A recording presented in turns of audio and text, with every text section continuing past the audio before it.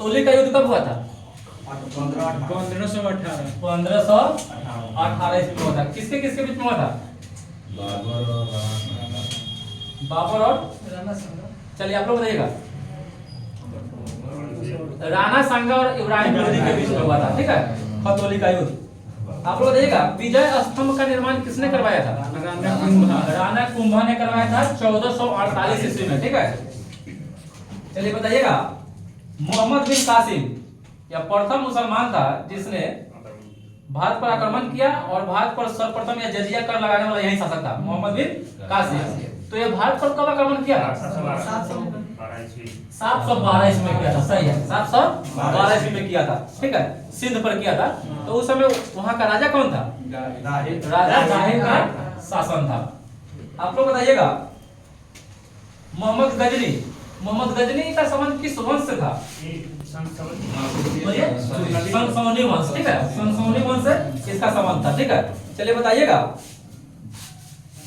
तो मोहम्मद गजनी गद्दी पर कब बैठा? मोहम्मद गजनी गद्दी पर कब बैठा? 998 में गद्दी पर बैठा था, ठीक है, 998। मोहम्मद गजनी ने भारत पर कितने बार आक्रमण किया? 17 बार आक्रमण किया था। सबसे चर्चित इसका आक्रमण कौन था? सोमनाथ मंदिर। कब किया था? 1025 में। तो ये इसका कौन सा आक्रमण था? 16वां था, क्योंकि एक बार फिर आया तो ठीक है। तो मोहम्मद गजनी ने पहली बार भारत पर आक्रमण किया था 1001 ईस्वी में किया था, ठीक है। बताइएगा आप लोग तो जब मोहम्मद गजनी सोमनाथ मंदिर को लूट के ले जा रहा था, ठीक है, तो उस पर आक्रमण कौन कर दिया था? जाटों ने कर दिया था, ठीक है। और ये 1025 में सोमनाथ मंदिर पर आक्रमण किया था। ये सोमनाथ का मंदिर कहाँ है? गुजरात में है, गुजरात के सौराष्ट्र में, ठीक है। लाइट उसका ऐसे बहुत कर रहा है। चलिए बताइएगा तराइन का प्रथम युद्ध कब हुआ था? 1191 ईस्वी में। दूसरा तो बता पूछता है क्वेश्चन कि वो कौन सा युद्ध हुआ जिससे भारत में मुस्लिमों का मतलब जो राज क्या ना तो अस्थायी रूप से हो गया, मतलब ज्यादा। तो ये दूसरा क्या था? क्योंकि प्रथम तराइन युद्ध में मोहम्मद गौरी तो हार गया था पृथ्वीराज चौहान से, लेकिन दूसरा में जीत गया, इसीलिए क्या हो गया पूरा अस्थायी रूप से इस पर उसका हो गया शासन भारत पर। तो तराइन का तृतीय युद्ध कब हुआ था? 1215 ईस्वी में। तो पृथ्वीराज चौहान के बीच और गौरी के बीच में तराइन का प्रथम युद्ध हुआ था। यह क्रम से कब हुआ था? प्रथम पृथ्वीराज चौहान प्रथम, द्वितीय और तृतीय। याद रखिएगा ऑप्शन में ऐसा भी क्वेश्चन कभी कभी पूछा हुआ है कि पृथ्वीराज चौहान तृतीय था, ठीक है। एक बार एक क्वेश्चन जो एमटीएस का जो क्वेश्चन पूछा था इसमें पूछ दिया था कि पृथ्वीराज चौहान के पिता का क्या नाम था और माता का क्या नाम था। तो इसके पिता का नाम था सोमेश्वरनाथ चौहान, ठीक है। एक क्वेश्चन पूछा हुआ है एमटीएस में, सोमेश्वरनाथ चौहान। आपको बताइएगा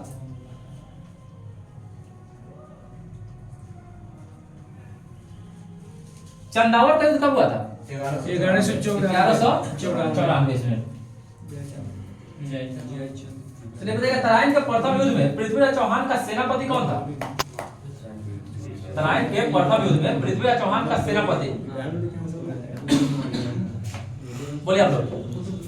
इसके सेनापति का नाम था अस्कंद, ठीक है, अस्कंद था। चलिए बताइएगा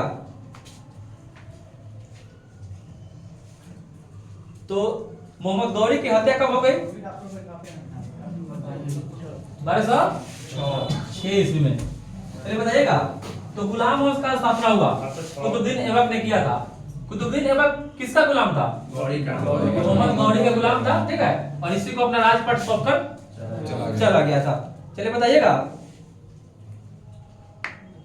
तो कुतुबुद्दीन ऐबक को एक और अन्य नाम से जाना जाता है लाख बख्श, ठीक है, यानी लाखों का दान देने वाला। चलिए बताइएगा तो कुतुबुद्दीन ऐबक ने अपनी राजधानी कहाँ बनाई थी? लाहौर में बनाई थी, लाहौर। चलिए बताइएगा कुतुब मीनार की नींव किसने डाली थी? ऐबक ने, ठीक है। चलिए बताइएगा तो दिल्ली का कुवत उल इस्लाम मस्जिद एवं अजमेर का 2.5 दिन का झोपड़ा किसने बनवाया था? अलाउद्दीन खिलजी। कुतुबुद्दीन ऐबक। चलिए बताइएगा,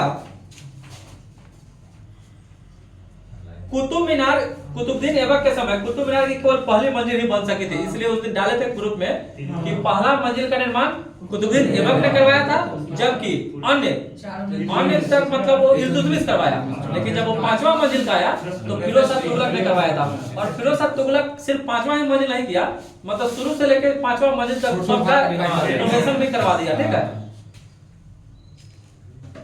अब पांचवा मंजिल जब बन गया तो इसकी ऊंचाई हो गया 9 फीट से बढ़कर 234 फीट हो गया। ठीक है, चलिए बताइएगा, प्राचीन नालंदा विश्वविद्यालय को किसने बनवाया था? कुमारगुप्त प्रथम। तो इसको ध्वस्त किसने कराया? यही बख्तियार खिलजी कुतुबुद्दीन ऐबक का सेनापति था। ठीक है, कुतुबुद्दीन ऐबक की मृत्यु कब हो गई? 1210 में। कारण क्या था? पोलो यानी चौगान खेलते हुए। भारत में पहले पोलो को पुलू के नाम से जानते थे। ठीक है, पुलू। आज इसका शुरुआत भारत में किस देश मतलब किस राज्य से हुआ? मणिपुर से। ठीक है, भारत में मतलब पोलो खेल का शुरुआत या चौगान मणिपुर राज्य से माना जाता है। ठीक है, तो इसका यूं कहिए कि मकबरा कहाँ है? ऐबक का, कुतुबुद्दीन ऐबक का लाहौर में ही खुद अपना दिया गया था। ठीक है, चलिए बताइएगा, तो ऐबक का उत्तराधिकारी कौन बना? उत्तराधिकारी आराम से उसका बेटा 8 महीना का था। ठीक है, तो वो बना और उसको अयोग्य मतलब था, अयोग्य शासक घोषित कर दिया गया था। ठीक है, तो इस आराम शाह बना। अब आराम शाह के बाद कौन बना? इल्तुतमिश बना, क्योंकि इल्तुतमिश कुतुबुद्दीन ऐबक का गुलाम भी था और दामाद भी था। ठीक है,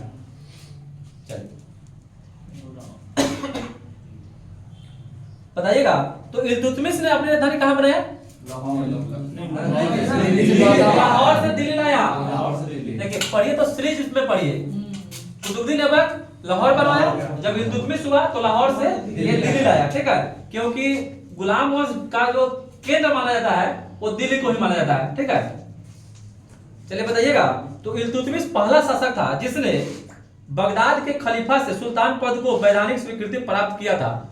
कभी कर दिया, डेट बताना है आपको, कितने ईस्वी में इल्तुतमिश ने बगदाद के खलीफा से जो सुल्तान पद था उसको वैधानिक स्वीकृति प्राप्त किया? बोलिए आप लोग। 1229। चलिए बताइएगा, चंगेज खां भारत पर आक्रमण कब किया था? बहुत बार क्वेश्चन पूछता है और ऐसे भी क्वेश्चन पूछता है कब किया था और किसके शासनकाल में किया था। ये तो इल्तुतमिश जान गया, लेकिन कब किया था बताइए? 1200। बोलिए आप। याद रखिएगा, देखिए 12 लिखिए और 12 का उल्टा कर दीजिए। ठीक है, 1221 में किया था। ठीक है, 1236 में इल्तुतमिश की मृत्यु हो जाती है। क्या 43 तो होगा नहीं, तो 1221 में किया था। चंगेज खां कहाँ था? वो आया था कहाँ से? मंगोलिया से आया था। चीन उधर है, मतलब चीन से आया था। ठीक है, जैसे वो मतलब एक कबीला से आया था, जैसे कैसे कुषाण का जो कनिष्क था वो भी उत्तर पश्चिम चीन से आया था, वैसा ही ये चंगेज खां भी उधर से ही आया था। तो जब इल्तुतमिश बना, ठीक है, तो इल्तुतमिश ने तुर्कान ए चहलगानी का निर्माण किया था। तुर्कान ए चहलगानी क्या था? 40 सरदारों का संगठन था, यूं कहिए कि 40 गुलामों का एक संगठन था। ठीक है, हाँ। एकता प्रथा की शुरुआत किसने की थी? इल्तुतमिश। नहीं पढ़े हैं? ये सब पढ़े कि नहीं? और बोलिए, सुनिए पूरा, मतलब ये सब चीज जो उत्तर मध्यकालीन है इसका इतिहास तो यहाँ से ज्यादा क्वेश्चन उठाता है, तो बच्चा सब यहीं से ज्यादा पहले यहीं से शुरू करता है। तो बता दीजिए, कुतुबुद्दीन ऐबक इल्तुतमिश के बाद गद्दी पर कौन बैठा? बोलिए आप लोग, बोलिए। इल्तुतमिश के बाद उसका बेटा बैठा रुकनुद्दीन फिरोज। ठीक है, वो भी अयोग्य था। ठीक है, तब उसकी बेटी आती है रजिया सुल्तान।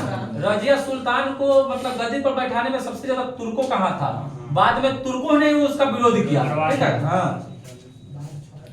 तो कब रजिया सुल्तान का डेट पूछता है, शासनकाल कब से कब तक था? 1236 से 1240। आप लोग बताइएगा, रजिया की शादी किससे हुई थी? दुनिया से। क्या? चलिए, तो आप बताइएगा रजिया की हत्या हो जाती है 1240 में कैथल में। उसके बाद गद्दी पर बैठता है कौन? अलाउद्दीन मसूद शाह, ठीक है। तो अलाउद्दीन मसूद शाह को बलबन षड्यंत्र के द्वारा मार देता है, ठीक है, 1246 में। और मतलब गद्दी पर किसको बैठा देता है? उसको हटाकर अपने बैठ जाता है, ठीक है। नसरुद्दीन महमूद को सुल्तान बना देता है, वो नहीं बैठता है। तो वो क्या था? नसरुद्दीन महमूद कौन था? तो किसी का जीवन यापन करता था और वो बलबन का दामाद था। तो बलबन गद्दी पर कब बैठता है? बलबन दिल्ली की गद्दी पर कब बैठता है? बोलिए आप लोग। 1266 में। और बलबन का नाम था क्या? बहाउद्दीन, ठीक है, पूछेगा। हाँ, बहाउद्दीन था। तुर्कान चिहलगानी का विनाश किसने किया? बलबन कर दिया, ठीक है। तो बताइएगा, क्वेश्चन आपसे पूछेगा कि दिल्ली सल्तनत का वास्तविक संस्थापक किसे माना जाता है?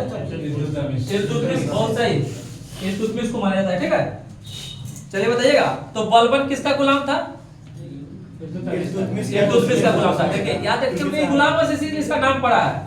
मतलब गोरी का गुलाम ऐबक का गुलाम इल्तुतमिश का गुलाम बलबन, ठीक। हाँ, इसीलिए मतलब इसको गुलाम वंश ही नाम रखा गया।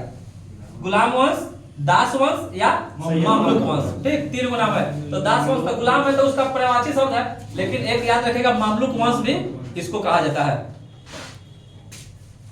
तो सिजदा और पैबोस प्रथा की शुरुआत किसने किया था? बलबन के द्वारा किया गया था।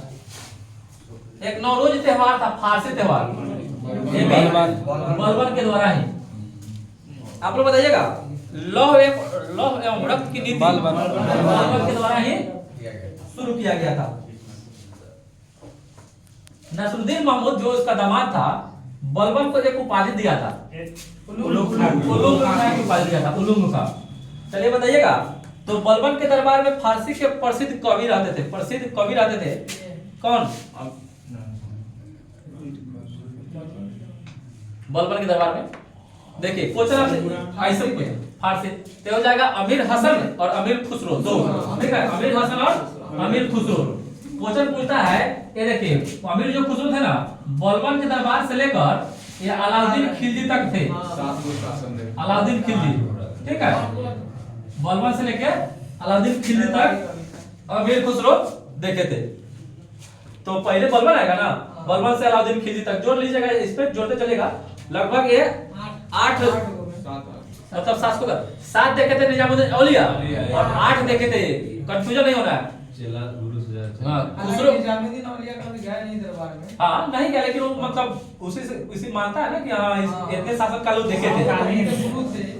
तो अमीर खुसरो का गुरु का नाम था निजामुद्दीन औलिया। उन्होंने दिल्ली के 8 सुल्तानों का शासनकाल देखा और अमीर खुसरो 8, वो 7 देखे थे निजामुद्दीन औलिया, 8। तो बताइएगा, गुलाम वंश का अंतिम शासक कौन था? शमसुद्दीन कैमूर या कैकुबाद, कहीं कहीं आपको मिलेगा कैकुबाद, याद रखिएगा। ऑप्शन में आपको ये रहेगा तो ये मारिएगा, वो नहीं रहेगा तो ये मारिएगा। शमसुद्दीन कैमूर या कैकुबाद, ठीक। चलिए आप लोग से क्वेश्चन है, अब आता है गुलाम वंश के बाद खिलजी वंश। कभी कभी कंफ्यूजन हो जाता है कि क्या कैसे याद करें, क्या? हाँ हाँ, जैसे गुलाम वंश 1206 से लेकर 1290 ईस्वी तक, क्या? गुलाम वंश के बाद खिलजी वंश कितना आ जाएगा? 1290 से 1320, सबसे कम यही रहा, क्या? खिलजी के बाद तुगलक वंश 1320 से लेकर 1414। इसी के बीच में कौन आएगा? तैमूर वंश आएगा। तुगलक वंश के बाद सैयद वंश, ये जाएगा 14 से 1451। आज सुन लीजिए, काहे गलती कर रहे हैं। अब आ जाएगा लोधी 14 से 51 से लेकर 1526 ईस्वी में इब्राहिम लोधी युद्ध स्थल में मारा जाता है, खत्म हो जाता है। और इसी खिलजी वंश जो आता है ना, इसी के बीच में कौन आएगा? जो तैमूर लग 1398 में इसमें आएगा ना, इसमें आएगा 1398 में आक्रमण करता है क्या नासिरुद्दीन महमूद के शासनकाल में। खूब क्वेश्चन पूछता है आपसे तैमूर लग ने कब आक्रमण किया था। चलिए बताइए गुलाम वंश का जब शासन समाप्त होता है 1290 में तो खिलजी वंश की स्थापना होती है। संस्थापक कौन माने जाते हैं? जलालुद्दीन फिरोज खिलजी, ठीक है। और इसने अपनी राजधानी कहाँ बनाई थी? किलोखड़ी। चलिए आप लोग बताइएगा। तो जलालुद्दीन की हत्या 1296 में इसका भतीजा और दामाद कर दिया। दोनों था, भतीजा भी था और दामाद कौन कर दिया? अलाउद्दीन खिलजी, ठीक है, अलाउद्दीन खिलजी। चलिए बताइएगा। तो अलाउद्दीन खिलजी जब 1296 में हत्या करेगा तो 1296 में बन जाएगा शासक क्या? तो अलाउद्दीन के बचपन का क्या नाम था? और लिया था गुरसास था, ठीक है। तो किसने सेना को नगद वेतन देना और अस्थायी सेना के लिए डाला? ये क्वेश्चन याद रखिएगा, ये क्वेश्चन आपसे पूछता है। देखिए लाइन बाय लाइन याद करके चलिएगा। उसमें से क्वेश्चन यहीं से बनाता है कि किस सुल्तान ने अस्थायी सेना की नींव डाली थी और या सेना को नगद वेतन देने का प्रथा की शुरुआत किया, बाजार नियंत्रण प्रणाली की शुरुआत किया, ठीक है। और मतलब बहुत कुछ था। हाँ चलिए बताइएगा। घोड़ा ताकने एवं सैनिकों का हुलिया लिखने की प्रथा की शुरुआत अलाउद्दीन खिलजी के समय में था। अलाउद्दीन के समय में भू राजस्व की दर उपज कितना होता था?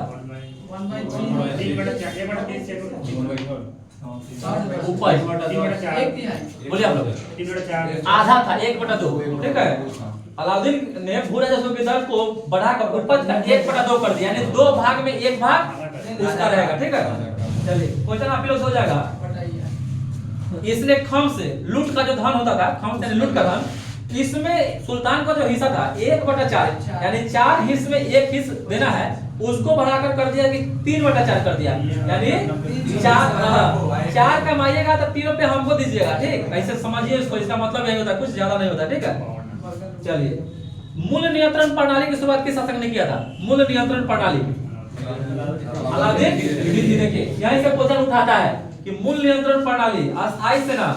बहुत बार सेट में क्वेश्चन मिलेगा कि मूल्य नियंत्रण प्रणाली की शुरुआत किस शासक ने किया था। क्वेश्चन कहीं से आता नहीं आता है, यहीं से आता है। लिखेगा कि कौन शासक है जिसने सबसे पहले जजिया कर लगाया था भारत पर, तो कौन रहेगा? मोहम्मद बिन कासिम। ब्राह्मणों पर कौन रहेगा? चलिए बताइएगा। दक्षिण भारत की विजय के लिए अलाउद्दीन ने किसको भेजा था? मल्लिकापुर। मतलब कहने का मतलब सेनापति हुआ क्या? मल्लिकापुर अलाउद्दीन खिलजी का सेनापति था। चलिए आप लोग बताइएगा। जमायत खाना मस्जिद, अलाई दरवाजा, सीरी का किला, 1000 खंबा महल का निर्माण, ये सब अलाउद्दीन खिलजी ही करवाया था। अलाई दरवाजा को कुछ कहा जाता है, एक नाम दिया गया है अलाई दरवाजा। अलाई दरवाजा को सुन लीजिए। अलाई दरवाजा को इस्लामी वास्तुकला का रत्न कहा जाता है। इस्लामी वास्तुकला का रत्न कहा जाता है। वही तो प्रवेश द्वार क्या है आपका? अलाई दरवाजा है। अलाई दरवाजा कुतुब मीनार में जब घुसता है ना, उसके दरवाजा को ही मतलब ये निर्माण करवाया। हाँ। दैवी अधिकार के सिद्धांत को किसने चलाया था? अलाउद्दीन खिलजी। दैवी अधिकार। चलिए बताइएगा। अमीर खुसरो का मूल नाम क्या था? महमूद हसन था। इसका जन्म कहाँ हुआ था? पटियाली कहाँ है? उत्तर प्रदेश में। कब हुआ था? 1253। यहाँ 1252 दिया हुआ, ठीक है। लेकिन याद रखिएगा 1200 लगभग 1253 ही, जहाँ तक अभी तक सेट मिला है वो 1253 ही दिया हुआ है, ठीक है। यहाँ स्रोत जानते हैं 1252 दे दिया है, स्टार मार्क दे दिया कि एनसीईआरटी के आधार के मतलब वर्ग 11 के मतलब विषय से उठा के बता रहा है कि अब 1252 वहां दिया होगा, इसलिए एक स्रोत बता देगा। लेकिन जहां तक अभी तक मिला है 1253 ही मिला है। पटियाली 52 ऑप्शन नहीं रहता, 52 ऑप्शन नहीं रहता है। हाँ 53 ही तो। अब देखिए तैयारी करते करते ना इतना जरूर हम लोग को ये हो चुका है कि अगर 52 ऑप्शन नहीं रहे तो 53 मारना है क्या। जब इतना भी समझ नहीं रहेगा तो समझ सकते हैं कि अभी क्या है, कच्चे खिलाड़ी हैं, कुछ मतलब अपना से भी मतलब उपज करना है समझ को। चलिए बताइएगा। बरीद क्या होता था? बरिद एक पद था, मतलब जिसे नहीं बना दिया जाता था वैसे था। बरिद था ना कि मंडी में घूम घूम कर बाजार का देख रेख करता था, ठीक है, हाँ निरीक्षण करता था। बताइएगा तारीखे फिरोज शाही पुस्तक के लेखक कौन है? उदय है FST। बोलिए आप लोग। जियाउद्दीन बर्नी, बहुत अच्छा। जियाउद्दीन बर्नी के द्वारा लिखा गया था तारीखे फिरोज शाही। ये बहुत ही इंपॉर्टेंट प्रश्न है, याद रखिएगा। तारीखे फिरोज शाही पुस्तक के लेखक कौन है? जियाउद्दीन बर्नी। और इसी जियाउद्दीन बर्नी के जो लेखक है तारीखे फिरोज शाही पुस्तक में ही अलाउद्दीन खिलजी के आर्थिक नीति का व्यापक सिद्धांत इसमें मिलता है, जानकारी मिलता है। चलिए आप ही लोग से क्वेश्चन हो जाएगा। फिरोजशाह तुगलक का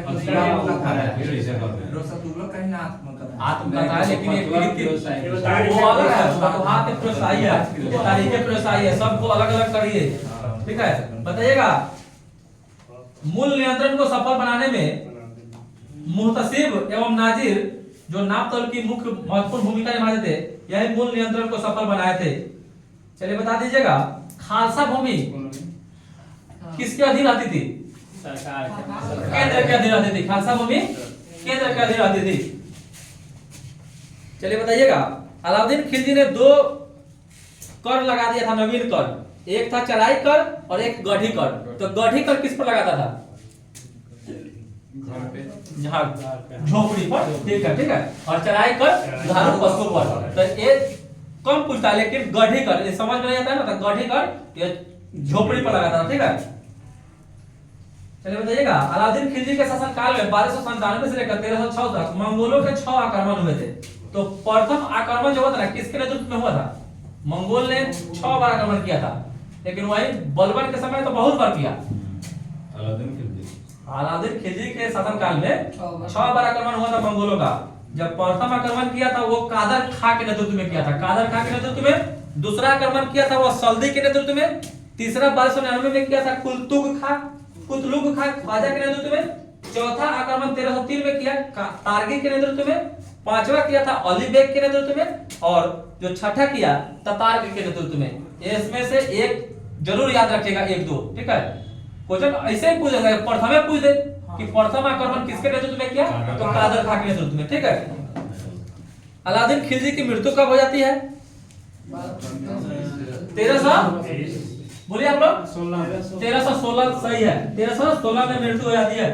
चलिए बताइएगा इसके बाद गद्दी पर बैठता है मुबारक खिलजी, ठीक है। मुबारक खिलजी बैठता है। तो मुबारक खान ने खलीफा की उपाधि धारण किया था कि नहीं? किया था, ठीक है।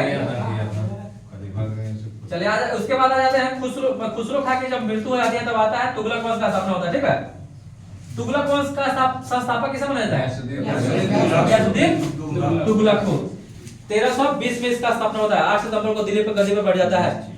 चलिए बताइएगा अलाउद्दीन खिलजी के समय में जो भूमि लिया गया था अमीरों से, वो सभी उसको लौटा देता है और सिंचाई के लिए कुआं और नहर का निर्माण कराता है। तो इसमें से क्वेश्चन 2 आता है कि सर्वप्रथम नहरों का निर्माण किसने करवाया था? गयासुद्दीन तुगलक। अगर आपसे क्वेश्चन पूछ दे कि नहरों का जाल किसने बिछवाया था? फिरोजशाह तुगलक। इसमें 2 क्वेश्चन इसलिए आपसे पूछे कि 2 क्वेश्चन इसमें संभवतः, मतलब इतिहासकार जो है वो बताता है कि प्रथम जो नहर का निर्माण हुआ है गयासुद्दीन तुगलक ने करवाया है, लेकिन जब पूरा नहरों का जाल बिछवा दिया वो फिरोजशाह तुगलक के शासनकाल में। तो बताइएगा विश्व में सबसे ज्यादा नहर कहाँ है? पाकिस्तान में, इसलिए इसको नहरों का देश कहा जाता है, ठीक है। आज झीलों का देश इंग्लैंड। चलिए बताइएगा रक्त पिपासु के नाम से कौन सा शासक जाना जाता है? मोहम्मद बिन तुगलक। चलिए बताइएगा जब गयासुद्दीन तुगलक की मृत्यु 1325 में हो जाता है तो मोहम्मद बिन तुगलक गद्दी पर बैठता है क्या? और क्वेश्चन पूछता है कि दिल्ली सल्तनत में सबसे ज्यादा पढ़ा लिखा यही था। लेकिन अगर खिलजी वंश में पूछेगा तो सबसे ज्यादा याद रखिएगा क्वेश्चन पूछा हुआ है अलाउद्दीन खिलजी पढ़ा लिखा था। मतलब योग्य शासक में क्वेश्चन लिख लीजिएगा, सबसे ज्यादा अगर खिलजी वंश में पूछे तो अलाउद्दीन खिलजी, और पूरे दिल्ली सल्तनत पूछे तो मोहम्मद बिन तुगलक। चलिए अमीर एक कोही एक कृषि विभाग था। आपसे इसमें 2 क्वेश्चन पूछेगा कि अमीर एक कोही का संबंध किस विभाग से था? तो कृषि से था। और इसके संस्थापक कौन, मतलब इसको चालू करने वाला कौन था? तो अमीर में क्या हो जाएगा? मोहम्मद बिन तुगलक। चलिए बताइएगा तो मोहम्मद बिन तुगलक ने अपनी राजधानी कहां से कहां स्थापित किया था? दिल्ली से दौलताबाद। दिल्ली से दौलताबाद। चलिए, दिल्ली से देवगिरी किया था और वो देवगिरी का नाम दौलताबाद रखा था। चलिए बताइएगा, सांकेतिक मुद्रा के अंतर्गत मोहम्मद बिन तुगलक ने दो मतलब वो धातु का सिक्का चलाया था, एक कांसा का और एक तांबा का। शीशा का तो मोहम्मद ने इधर दिल्ली सल्तनत में नहीं चलाया, उधर आपका सतवाहन आएगा तो चलेगा, ठीक है। तो ये सांकेतिक मतलब मोहम्मद बिन तुगलक कांसा का जो सिक्का चलाया था, ये कौन बताया कि कांसा का सिक्का चलाया था? वो ये फरिश्ता ने बताया था, मतलब फरिश्ता, ठीक है, फरिश्ता के अनुसार यह कांसा का चलाया और वहीं बर्नी के अनुसार यह तांबा का चलाया था, ठीक है, तांबा धातु का सिक्का चलाया था। चलिए बताइएगा, प्रिंस ऑफ मनियर्स की संज्ञा मोहम्मद बिन तुगलक को दिया जाता है। तो मोहम्मद बिन तुगलक को प्रिंस ऑफ मनियर्स किसने कहा था? बहुत अच्छा क्वेश्चन है, बहुत बड़े सेट में क्वेश्चन पूछा हुआ है। प्रिंस ऑफ मनियर्स मोहम्मद बिन तुगलक को कहा था या किसने कहा था? ये कहा था एडवर्ड थॉमस। एडवर्ड थॉमस ने इसको कहा था, ठीक है, एडवर्ड थॉमस। देखिए क्वेश्चन, अगर हम लोग को यही क्वेश्चन सेट में आता है ना, तो हम लोग को सोचते हैं कि ये क्वेश्चन आखिर कहां से आ गया। सब आपका किताब में है, लुसेंट में है, लुसेंट के अलावा और सब किताबें वहीं से ही सब क्वेश्चन उठाता है, और एक जगह से बीच में से क्वेश्चन उठा लेगा ना, अगर आपका कभी दिमाग ध्यान वहां नहीं गया है तो आप सोचिए आगे क्वेश्चन कहां से आ गया। क्वेश्चन सब किताबें से रहता है, कहीं और से नहीं होता है। सांकेतिक मुद्रा का प्रयोग चीन के कुबलाई खां एवं ईरान के गजन खां नामक एक मंगोल शासक ने भी किया था। तो इसे भी पूछ देगा कि सांकेतिक मुद्रा का प्रयोग कौन किया था चीन के? तो कुबलाई खां और ईरान के गजन खां। इब्न बतूता 1333 में आया था, यह मोरक्को से आया था। मोरक्को कहाँ पड़ता है? अफ्रीका महादेश में पड़ता है। क्या मोरक्को की राजधानी कहाँ है? रबात। रबात। वहाँ का मुद्रा दिनार। दिरहम। वहाँ के मुद्रा का नाम दिरहम है। मोरक्को, रबात, दिरहम, ठीक है। वो मेगादेशों का किगाली है। सोमालिया मेगादेशों, ठीक है। चलिए बताइएगा, तो जब इब्न बतूता 1333 इसमें आया था तो 1342 में ये बहुत विद्वान था, तो इसके विद्वता से प्रभावित होकर 1342 ईस्वी में इसको काजी नियुक्त कर लिए थे और 1342 ईस्वी में इसको कहां भेजे थे? चीन भेजे थे, याद रखिएगा। चलिए बताइएगा, इब्न बतूता की पुस्तक का क्या नाम है? रेहला। चलिए आप लोग बता दीजिएगा,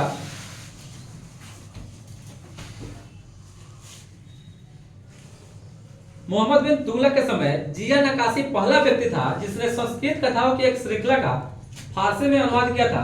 इस पुस्तक का नाम क्या रखा था?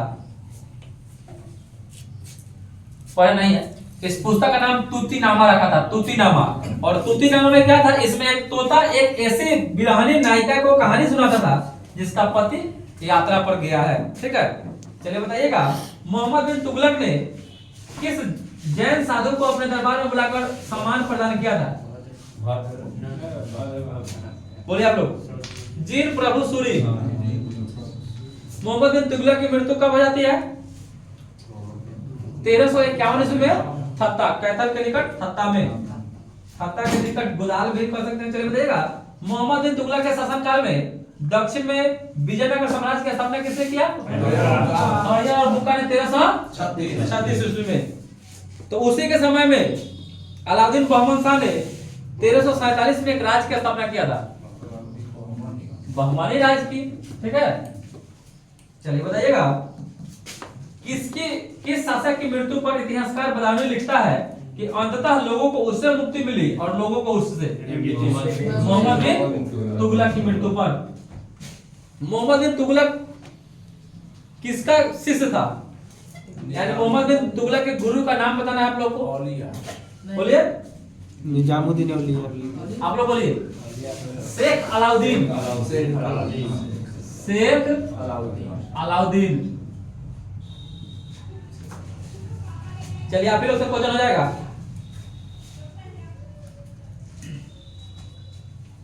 फिरोज शाह तुगलक जब इसका 1351 में मृत्यु हो जाता था, फिरोज शाह तुगलक गद्दी पर बैठता है, ठीक है।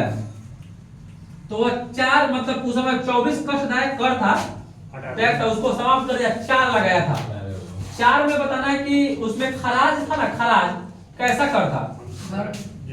खराज था वो लगान था, ठीक है। खूब खम्स था जो तो पहले जाने लूट का था जजिया और ज़कात। तो जजिया था ना, जजिया या धार्मिक कर था, ये मुसलमान पर भी लगता था, लेकिन ज़कात था वो गैर मुसलमान पर लगता था, ठीक है। चलिए तो यही इसी से ना क्वेश्चन बन जाता है कि जजिया कर लगा, मतलब ब्राह्मणों पर भी जजिया कर लगाने वाला शासक यही फिरोज शाह तुगलक होता है। तो बताइएगा यहाँ लिख दिया क्वेश्चन कि फिरोज शाह तुगलक ब्राह्मणों पर जजिया कर लागू करने वाला पहला मुसलमान शासक था। फिरोज शाह तुगलक ने एक नया कर सिंचाई कर लगाया जो उपज का कितना भाग होता था? 1/10।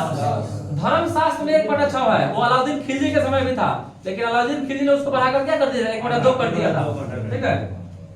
फिरोज शाह तुगलक ने 5 बड़े नहरों का निर्माण करवाया था। इसी में इसने एक फिरोजाबाद दिल्ली में जो है इसका स्थापना करवाया था। पूछता है क्वेश्चन जौनपुर का भी स्थापना फिरोज शाह तुगलक ने करवाया था, जो भारत का उसको क्या कहते थे? सिराज, पूर्व का सिराज जौनपुर को यही करवाया था इसका निर्माण। तो दीवान एक खैरात एक विभाग था। खैरात, दीवान एक खैरात सुनने से ही मतलब क्या है कि मतलब ऐसे ही खैरात दान विभाग था। शुरू कौन किया था? फिरोज शाह तुगलक। चलिए एक खाली याद रखना है कि कौन दीवान एक कोई कौन था? मोहम्मद बिन तुगलक। कृषि विभाग एक ऐसे याद रखिएगा ना, तो बहुत मतलब कंफ्यूजन नहीं होगा कि कौन शुरू किया था और किससे उसका संबंध था। दीवान एक बंदगान ये दासों की देखभाल के लिए था एक विभाग, ठीक है। ये भी फिरोज शाह तुगलक ने ही किया था। दिल्ली सल्तनत का कौन ऐसा शासक था जिसने अपनी आत्मकथा लिखी थी? फिरोज शाह तुगलक। फतुहात एक फिरोजशाही, ठीक है, फतुहात एक फिरोजशाही रचना किया था।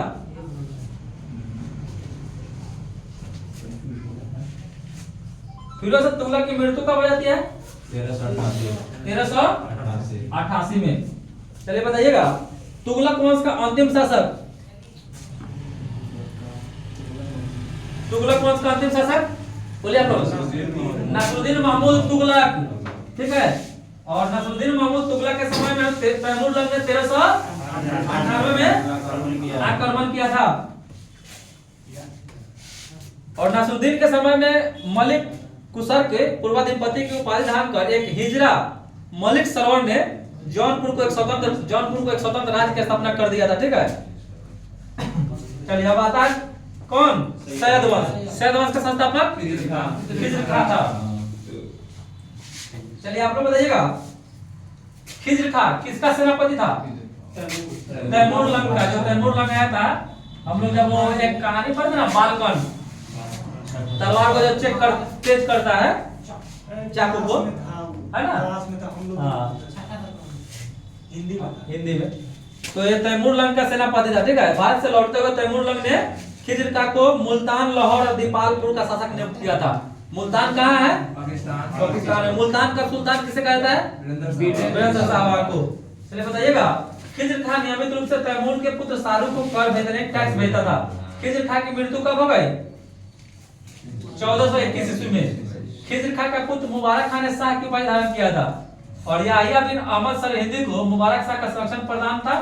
और इसकी पुस्तक तारीख ए मुबारक साहिब में सैयद वंश के विषय में जानकारी मिलती है। क्वेश्चन आपसे पूछेगा कि कौन सा पुस्तक है जिसमें यह मालूम चलता है कि दिल्ली सल्तनत पर सैयद वंश ने भी शासन किया था? तो उस पुस्तक का नाम है तारीख ए मुबारक साहिब। और इसके पुस्तक का लेखक कौन है? तो याहिया बिन सरहिंदी, अहमद सरहिंदी। मुबारकाबाद की स्थापना मुबारक शाह ने किया था। तो मुबारकाबाद किस नदी के स्थित है? नदी मुबारकाबाद। अरे देखिए कंफ्यूजन नहीं होना है, अगर नहीं भी समझ में आए ना तो ये गंगा होगा, बता रहे हैं पहले गंगा चल जाते हो। तो ये दिल्ली के इर्द गिर्द ही सब कुछ डायरेक्ट मार देना है कि दिल्ली यमुना के किनारे तो यमुना होगा, है? थोड़ा सा दिमाग लगाना है कि जितना भी गुलाम वंश से लेकर सल्तनत, इसका नाम ही रखा गया है कि दिल्ली सल्तनत। तो जितना भी शासन किया दिल्ली के मतलब इर्द गिर्द ही घुमा है। तो सैयद वंश का अंतिम सुल्तान कौन हो जाएगा? अलाउद्दीन आलम शाह। और सैयद वंश 37 वर्ष तक रहा था। सैयद वंश 37 साल। लेकिन सबसे ज्यादा तुगलक वंश शासन किया, ठीक है। इसमें पूछता है कि दिल्ली सल्तनत पर सबसे ज्यादा कौन? तुगलक वंश। कई वर्ष हो रहा है? 94 साल। एक कितना हो रहा है? 30 सबसे कम है क्या ये 84। दूसरा भी पूछ जाएगा गुलाम। हाँ चलिए अब इतना नहीं पूछता है, लेकिन आपसे एक ही पूछेगा इसमें क्वेश्चन कि दिल्ली सल्तनत पर सबसे अधिक वर्षों तक शासन कौन किया, तो तुगलक वंश किया था। अब कुछ भी पूछ सकता है, जब उसके अनुसार जब ज्यादा पूछ सकता है तो कम भी पूछ सकता है क्या। अब आता है लोधी वंश, तो लोधी वंश के संस्थापक बहलोल लोधी, इसमें से ज्यादा इंपॉर्टेंट नहीं पूछता है बहलोल लोधी। और बहलोल लोधी नहीं क्या हुआ था, सिक्का चलवाया था, ठीक। अब आता है इसमें आपका एक आता है सुल्तान सिकंदर शाह, क्या वही सिकंदर लोधी। इसमें से मेन इंपॉर्टेंट लोधी वंश में इब्राहिम लोधी और सिकंदर लोधी। सिकंदर लोधी इसलिए इंपॉर्टेंट रहता है कि इसने आगरा शहर का स्थापना किया था 1504 में। 2 साल के बाद इसने अपनी राजधानी आगरा को बना लेता है और गज सिकंदरी वो भूमि मापने के लिए बनवाया, क्या वो शीर्षक लिखा था गुलमुखी शीर्षक से लिखा था कविता, क्या। चलिए बताइएगा लोधी वंश का कौन सा शासक हुआ जिसकी मृत्यु गले की बीमारी के कारण हो गई, यही सिकंदर लोधी ही था, ठीक है। नहीं वो गला में उसको नहीं था, वैसे गला में उसको कोई घाव टाइप का हो गया था। चलिए बताइएगा दिल्ली की मोठ मस्जिद सिकंदर लोधी के प्रधानमंत्री किसने बनवाया था। दिल्ली का जो एक मोठ मंदिर है, मोठ मंदिर का निर्माण करवाया था, इसका नाम था मियां भोइया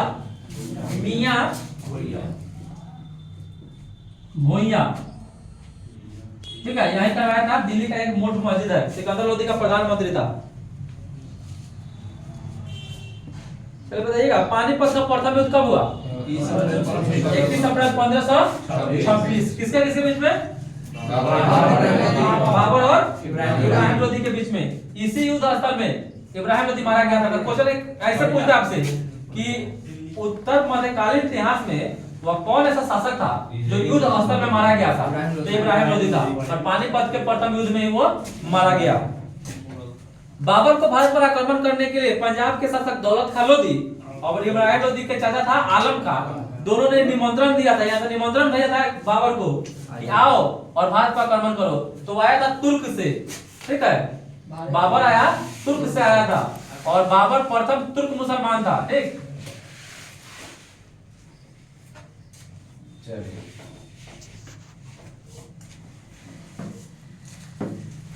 चलिए पूछ देते हैं किसने शुरू किया था,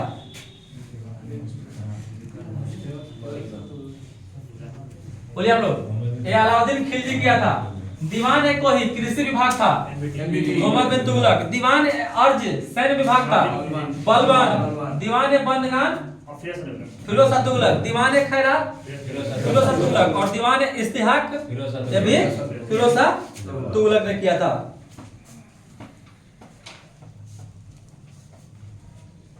खराज गैर मुसलमानों से ले जाने वाला भूमि था। उस्र क्या था, तो ये मुसलमानों से ले जाने वाला भूमि था। जकात मुसलमानों पर धार्मिक कर था जो संपत्ति का 40वां हिस्सा होता था, ठीक, यानी 1/40। और जजिया जो जजिया करता गैर मुसलमानों पर धार्मिक कर था। तो वो कौन ऐसा सुल्तान था जो मतलब गरे हुए खजानों में कोई हिस्सा नहीं लेता था, यानी लूट में जो हुआ उसमें कोई हिस्सा नहीं लेता था। वही सिकंदर लोधी था, ठीक है, सिकंदर लोधी।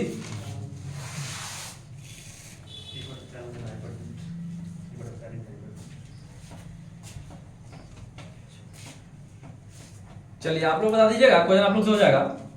विजयनगर साम्राज्य की स्थापना हरिहर बुक्का ने किया था, ठीक है। तो विजयनगर जो एक शहर है, इसका शाब्दिक अर्थ क्या होता था, जीत का शहर। जीत का शहर। आप बताइएगा। तो हरिहर बुक्का ने विजयनगर की स्थापना किया था, उसके गुरु का क्या नाम था, विदरान संत। हरिहर बुक्का ने अपने पिता किसके नाम पर संगम राजवंश की स्थापना किया था, पिता का नाम संगम ही था। विजयनगर साम्राज्य की राजधानी कहाँ थी, हम्पी किस नदी के लिए स्थित है, तुंगभद्रा नदी, ठीक है। और विजयनगर राज्य की राजभाषा क्या थी, तेलुगु। तभी भारत में सबसे ज्यादा बोली जाने वाली भाषा अंग्रेजी, हिंदी। कहाँ हिंदी को बोला जा रहा है, प्रथम हिंदी, दूसरा बांग्ला, तीसरा तेलुगु, ठीक। दूसरा बांग्ला है, चलिए, तो संगम राजवंश पर 4 वंशों ने शासन किया था, संगम, सुलुभ, तुलु और अराविडु। इटली का एक यात्री था निकोलो कांटी, बहुत बार क्वेश्चन पूछता है, किसके शासनकाल में आया था? देवराज प्रथम के शासनकाल में निकोलो कांटी 1420 में आया था, ठीक है। चलिए आप लोग बताइएगा